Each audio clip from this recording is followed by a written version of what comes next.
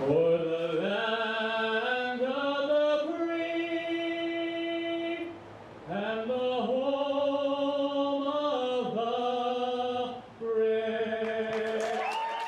Is the man who is pitching tonight, Brady Bramlett, and that was not a one-shot deal. He sings regularly as part, I guess, of the chamber choir at Ole Miss. Am I saying that properly, Rusty? The concert singers and the men's glee club. He's a tenor in both of those groups. He also sings in a band, and he's made singing appearances over the past year, belting out the national anthem, not only at Ole Miss baseball games, but at Ole Miss football games. Has a concert next week entitled He's Got Pitch. How about that for a little play? It is so impressive. The 2-0 to Pruitt. In the air to center field. Woodman is under it for the out. 1 up, 1 down. I was so impressed, too, at hearing Mike Bianco talk about it and how proud Mike Bianco, his head coach, was of his pitcher, that he is involved in something so seriously off the field. Yeah, I mean, it's just incredible the resume that this young man has. And, you know, it's got to be a little different. Most of the guys in college baseball, Mike, I mean, they come to play college baseball to get a little schooling in, and they have obviously aspirations to play pro baseball. And Bramlett may have that, I don't know, but he's thinking beyond baseball. And I think his identity is not that he's a Friday night pitcher for Ole Miss. His identity is he is a true student athlete, with the emphasis being on student.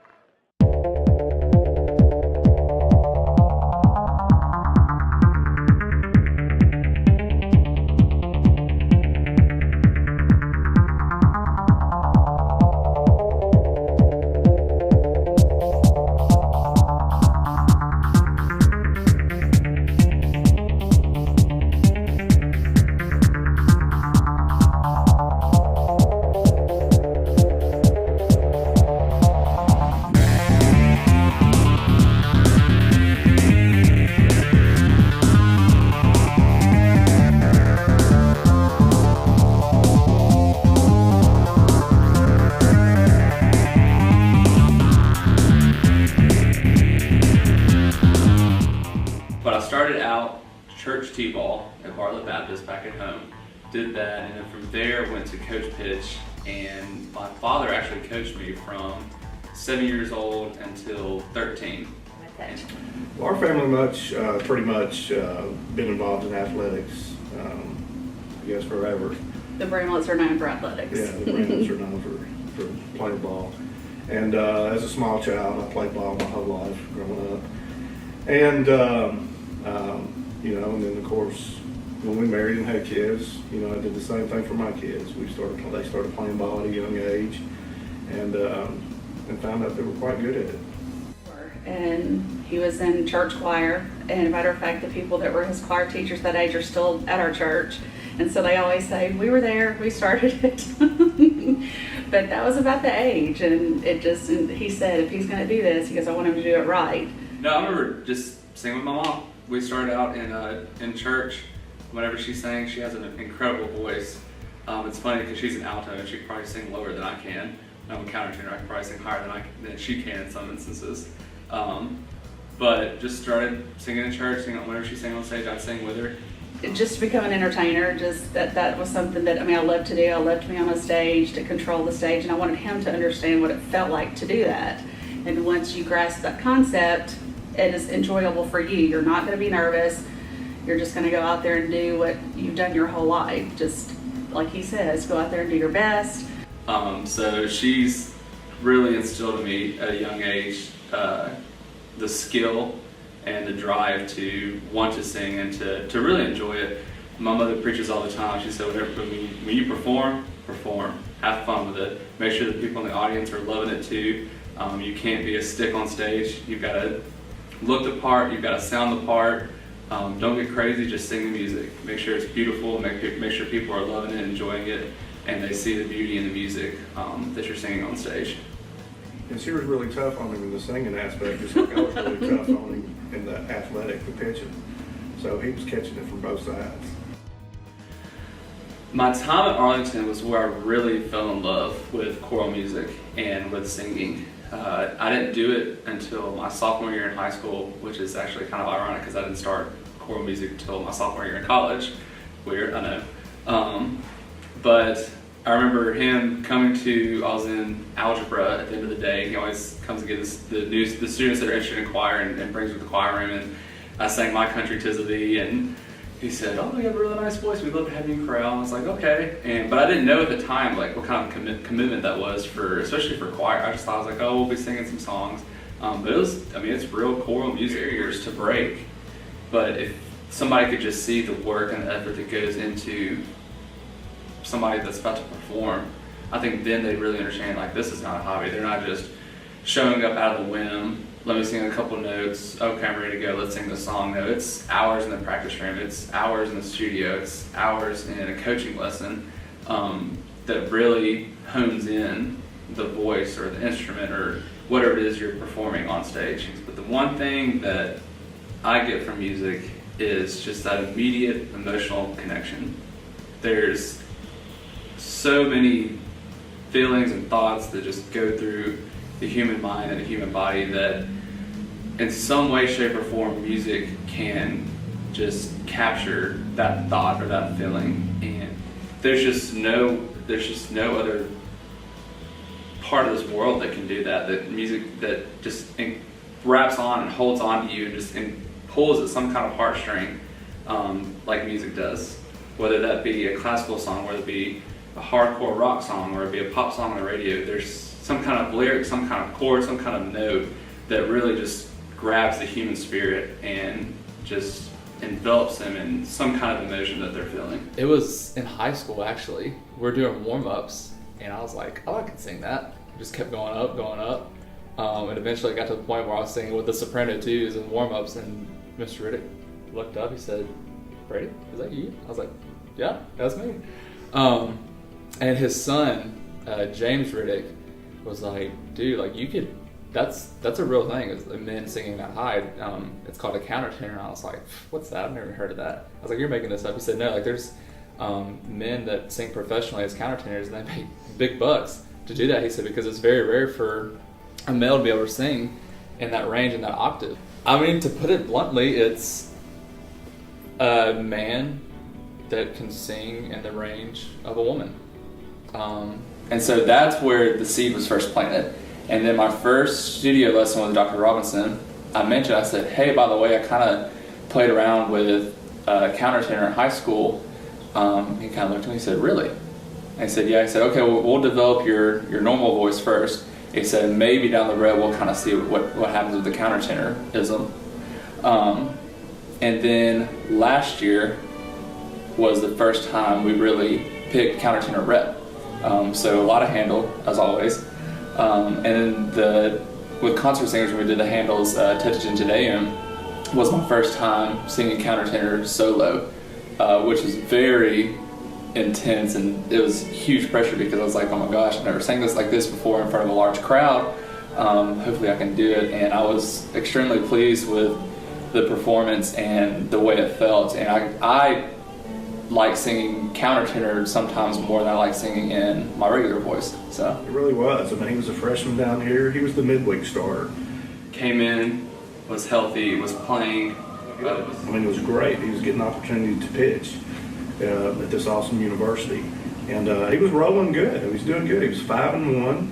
And about halfway through the year was when I had the shoulder pain, and to the point where I couldn't lift my arm up. And I said, well, you need to go to Bianco, and you need to go to the trainer immediately and let them know what's going on. I told them, hey, something's up. I really want to let y'all know so we can get this looked at. So when we got the MRI, turned out had a tear in my labrum called a slap tear. And so from then on, we started planning out the process of what's going to take to get it fixed and what to do from there. So after that, went to Dr. James Andrews down in Pensacola, who's the #1 orthopedic sports medicine surgeon in the country. And Lisa, because I cannot guarantees that I could even tell you he'll be half of what he was before this injury. He said, before surgery, he said, there's no way I can guarantee what's going to happen after. He said it's going to be a tough road back. He said if he even comes back. And he repaired my shoulder, and after that began the long road of rehab with our trainer Josh Porter. And I 100% believe that Josh is one of the main reasons that I am where I am today as far as my athletic ability and my arm strength, and I can't thank him enough. But that year, 2014 season, when I was not playing, was a really hard time for me.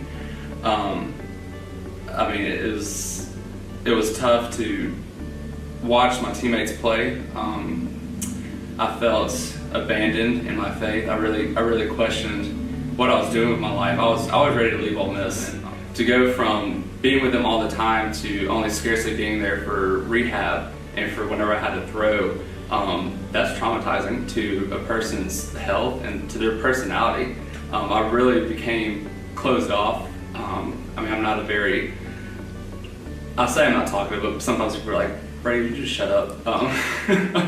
But no, I mean, I really closed myself off just because I didn't feel worthy to be around a baseball field. I felt like I was almost a burden to people just because I used baseball as my identity, which is the biggest mistake I could ever make and people could ever make in this world, is to have some physical object, earthly object, to be their identity on this earth. Is the number one way to set yourself up for disaster and to get yourself hurt. So after I really let go of baseball and decided that I'm going to be my own person, and by being my own person, that number one priority being my faith in God, and really recapturing my love for my faith. So he had the injury and he went back to singing and to church. So he went back to church and started to sing, and he started to share his God-given talent. But I think for him, he went back to what he was taught. He went back to what he was taught, and he went back. You know, it's not the end. That's the best advice I can give to anybody that's going through anything.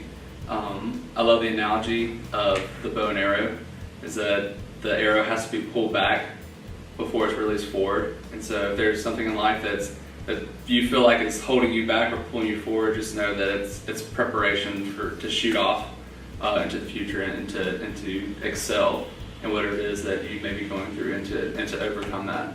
But you can't go through what he did and not have learned, valuable lessons as far as on the field and off the field. Knows what you spend your time with, and it's just, it's down the road. I mean, it's especially now. I mean, it's helped him. Well, Brady loves to sing. I mean, when he sang in high school, I mean, he absolutely loved it. So he comes here to play ball. That's his mission, to play ball. It's unfortunate that he went through injury, but on the other hand, it was kind of God sent. You know what I mean? That he was able to get back into music and to sing the things that he loves to do.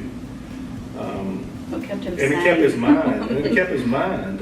Kept him sane. Yeah, it kept his mind off of baseball. Yeah. He was able to do another passion that he loves to do, and that's singing. Music was my fallback, because that was the year I was part of, first time I was a part of Glee, and I was part of Concert Singers, and I just dove in head first. I was at every rehearsal, I was a part of every song, part of every ensemble, and then I really found true friendship with the people in the music department too. But they truly, every day, brought a smile to my face and let me know that there's more to life than baseball. But I mean, there's also more to life than just singing. There's having those friendships and those relationships out with people that are not a part of your everyday realm. So I used music to take the place of my daily routine of going to the baseball field. So instead of going to the ball field, I'd go to the practice room, I'd go to a choir rehearsal, I'd go to my studio lesson.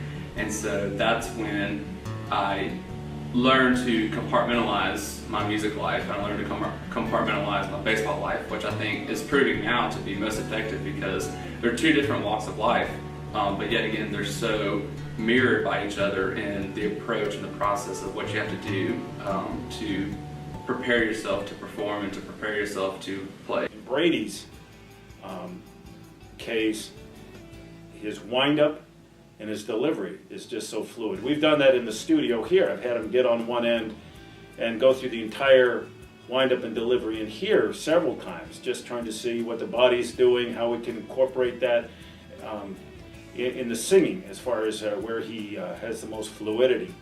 And with those long legs, believe me, I had to put him all the way at the end of that wall, and I was afraid he's going to go through the window. But we talk about the beauty of training an athlete in singing is there's so much you don't have to do. It's great because they understand process.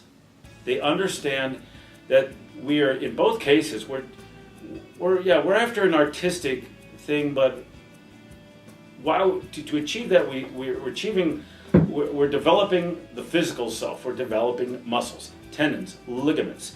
On all these things develop at different rates, and they understand there's no such thing as immediate gratification, as the society, everybody wants that in society.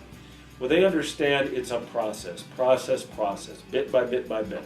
And they also understand they're not going to see the end result of what I want every step of the way. Just like he's not possibly going to see exactly what Coach Bianco wants when he has him doing certain things with his pitching development. His organization.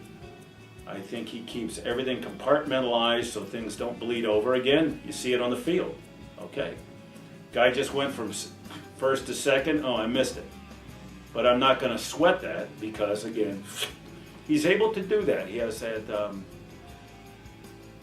that wonderful, he just doesn't make everything bleed over. I mean, I think there's definitely the branding that comes with being a choir boy. I guess that's the word for it. You're a choir boy. But I think for me, I really didn't pay attention to it growing up. I just did it because I loved it. But I think definitely you get the branding of being a choir boy or a choir girl. So when people think you're weird or too outgoing, too bubbly, too talkative. For me, here's an athlete, a singer, who is way beyond that stigma. Right. And he loves both, and he does both with a passion. And not only does he sing, he's an experienced choral singer. He comes from Arlington High School where they had a great choral program under Ed Riddick. And so he comes into the choir, he knows every aspect about being a choral singer. But, he really has a passion for it, and he has a great understanding of it. I don't ever think it's something directly on my mind, breaking stereotypes. I think it comes along with the path that I'm a part of, being an athlete and a singer. But it's not, I wouldn't say it's a direct priority for me. I sing because I love to do it. For me, it's an escape from the world of athletics. I play baseball because I love to do it and I love to compete. And so anything that comes along with that is just added benefit to what's going on. There's a couple instances at church where actually a young boy came up to me and said, I love to hear you sing, and because you're singing, I'm joining the church choir. And I was like, that right there is just the number one reason for doing this. And so kids that do play sports and play music, play an instrument or sing, will do both, will be encouraged to do both. And so when he told me that that just gave me the affirmation that, one, I'm doing the right thing by doing both, and it's in the right direction. First impressions of Brady. He's a lot bigger than me. He can really sing, and at the time, like growing up, I'd never seen an athlete that could sing like that. So I was like, wow, he can really sing, and he can throw the ball really hard. Big guy, big heart, a lot of love and a lot of affection. Really just a sweet guy and with good character and obviously good morals. And it was, I welcomed him in and he kind of welcomed me right in. And we just, we've got a few different type of rituals and routines that we kind of go through. And he's, it's kind of fun. He's just a fun, goofy guy. He sings the national anthem. He sings all the time on the bus. Sings in the hotel room, in the hotel, everywhere, plane, everywhere. Well, I'd heard him sing before on the bus. It was his first travel trip my sophomore year. and it was remarkable. I mean, put headphones on the new guys and make them sing a song. So turn the headphones all the way up and make them sing a song, not be able to hear themselves. And Brady went up there and like it was, you know, him in his shower and killed it. But I just remember, I mean, the headphones were on and people usually laugh or boo, you know, or trying to get him to do better, and everybody was in awe. Mentally, I'll say that I'm a completely different person on the mound compared to off the mound. I mean, I'm hyped, I'm energetic, I'm yelling, and people would see that and be like, that doesn't even look like Brady. Like, he doesn't act like that. I am a quiet, not a quiet person, but a kind and reserved person. I try to make sure that I'm nice and kind to everybody. But when I'm on the field, it's go time. It's a whole other ball game. I've found a way to divide my personalities and to have the mindset of forget you. It's all about us and my team winning. I don't care who it is at the plate. I'm getting you out, regardless of what it takes. And that's the mentality you have to have to compete in the SEC and at the highest level in any sport. And it's physically, it's grueling. Our strength trainer, Ben Fleming, is one of the best in the country, and he puts us through the ringer. You wouldn't want to be in the box. He's very intense. You can see it in his face, and I think everybody knows in the dugout when he's on the mound, everybody kind of has this like relaxed, calm feeling because he's proved himself, and everyone has that confidence in him that, you know, like if there needs to be a big pitch made, we want the ball in his hands. And I think everyone gets really excited when, like, the first inning is always a big inning. You always want to jump out ahead. So, like, everyone prays that he strikes out the last guy of the inning because the excitement that he has after his strikeout to run back in the dugout, it's incredible. I think it gets the crowd into it. I think it gets our whole dugout into it. And honestly, I think the other team sees it and they're like, man, they're ready to play. And just the visual like effects of that can really change the momentum of the game. Mentally, when I'm pitching, I'm a very visual person. I don't believe in visualization. So before every pitch, I visualize where that ball is going to end up as soon as it leaves my hand. Now, whenever I throw and whenever I pitch, I'm not thinking the entire time, oh, hit the spot, hit the spot, hit the spot. I'm just thinking throw it. Take the ball and throw it. Let your body do the work, let your mechanics do the work, and it's just going to come naturally. And by using that visualization process, because the mind can't tell the difference between physical and mental, it's one and the same. And so by using that visualization, it's just another tool to help be successful. I joke all the time, there's three voices that I only hear whenever I'm pitching. It's Coach Bianco, my dad, and my mom. And my mom's always on the left field sideline. My dad's always right here behind the third base dugout pacing because he can't ever be still. And then Coach B's obviously in the dugout. So those are the only three voices that I can ever hear whenever I'm pitching. But I will say that the crowds at Swayze are one of the best in the country, and that fuels my play and our play, especially whenever you get a big strikeout inning. I come off and I'm pumped and yelling, and the whole other side of Brady comes out.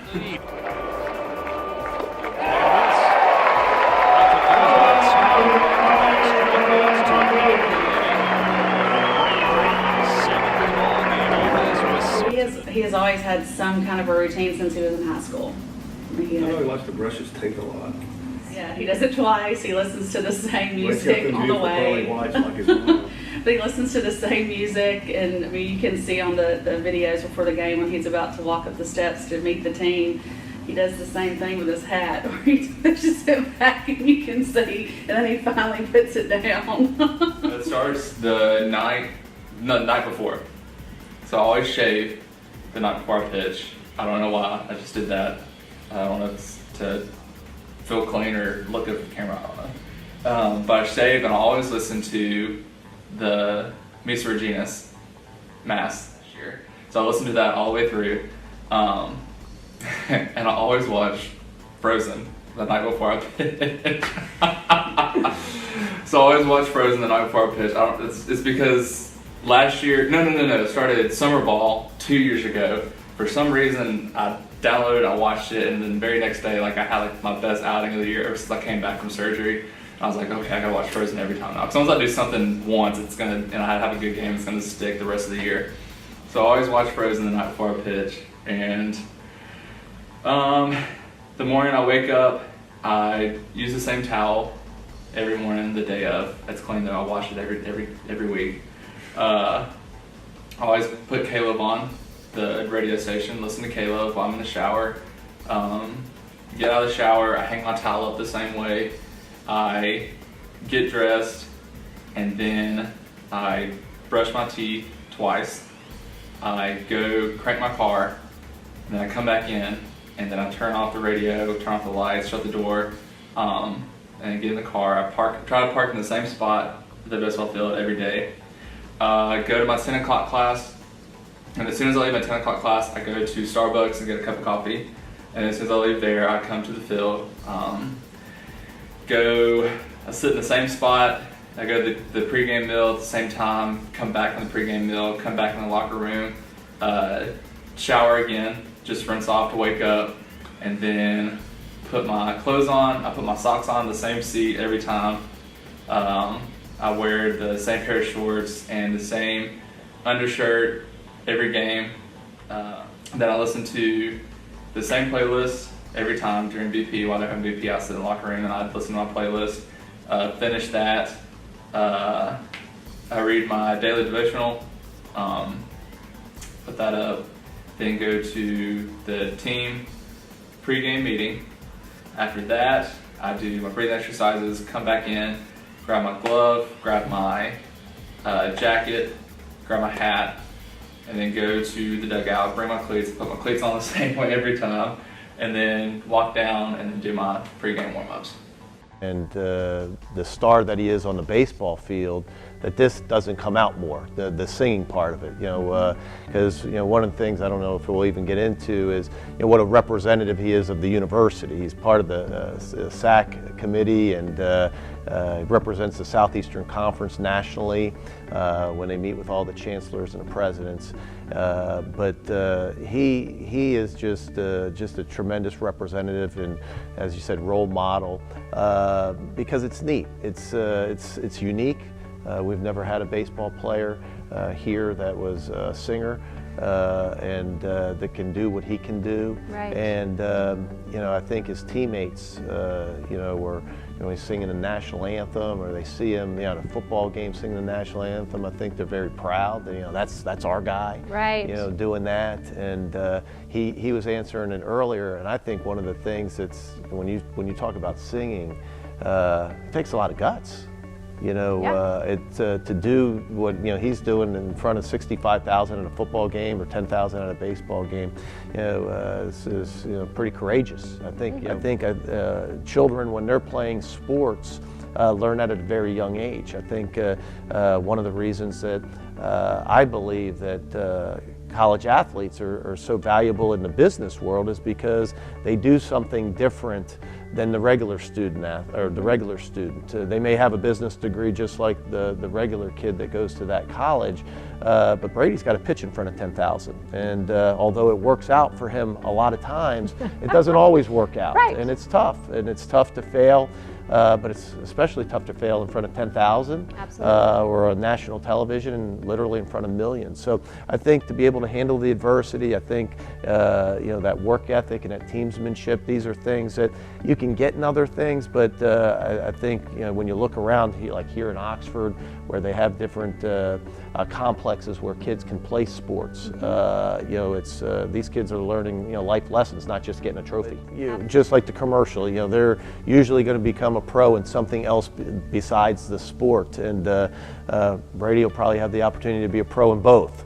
But he realizes that you can't play baseball. He's going to sing a lot longer than he's going to be able to throw a baseball. Right. And all our guys know that. And we thank y'all, Yes. the administrators, the professors here at the music department. Thank you so much for allowing our son to be able to be a part of your team, to sing with y'all, for y'all to teach him. He's always To make him better. Yeah, just to make him better. But thank y'all so much. He loves it here, and it's because of y'all.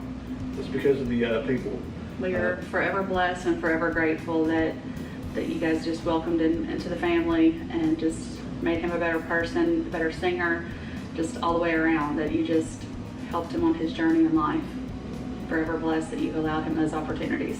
Thank you for day one becoming brothers and family. Thank you for giving me the chance to really show people my true personality and to really open up to people, instead of being the guy that stays closed off. Thank you for giving me the chance to open up and really to connect with people. Thank you for pushing me to better myself in all aspects, both on the field and off the field. When you're with people for 24 hours a day and 7 days a week, you have no choice but to take on the qualities of the people around you. And I can truly say that the people on our team, that their qualities are mimicked in one another in the best way possible. And thank you for that. And just thank you for being there. There's no other way to say it except for just being there, just physically present and always on my back and with me. Thank you for being there when I thought my life as I knew it in baseball was complete. Thank you for pulling out part of my personality that I didn't know was there. Thank you for being that emotional rock and stability during a time of my life where every day was chaos or turmoil. And thank you for teaching me how to have fun and how to be present in the moment and not to worry about what's going to happen tomorrow or what happened yesterday. Thank you for teaching me to be in the present moment in the music and in rehearsal and with close group knitted people.